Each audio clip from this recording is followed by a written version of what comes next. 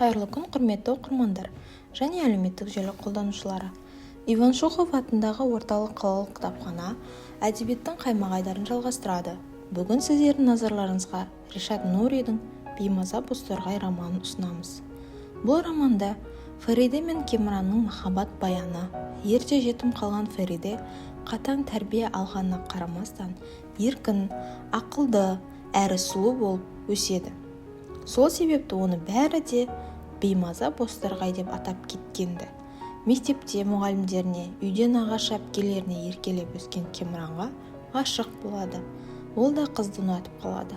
Алайда оларды алда талай сынақ күтіп тұр еді. Ал кітаптың мазмұнына келетін болсақ, мазмұны сол бітпейтін махаббат жыры болғанмен кітап өте қызықты. Соңына дейін жеткенше назарыңды байлайды.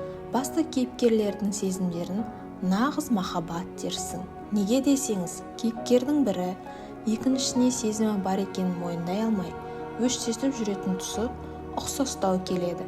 Менің ойымша, бұндай оқиғалар көбінесе корея сериалдарының негізін құрады десек те қателеспейміз.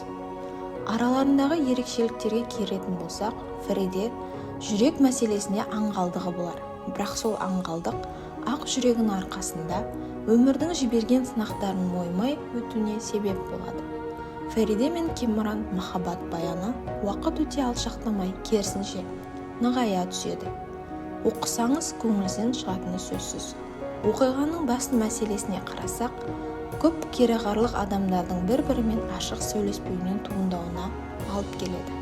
Айтылмаған сөз кесірінен қанша адам бір-бірін түсініспей ренжіп келеді. Бірақ бәрі тағдыр жазымы. Қорытындылай келе, кітап өте қызықты. Назарларыңызға рахмет. Сау саламатта болыңыздар.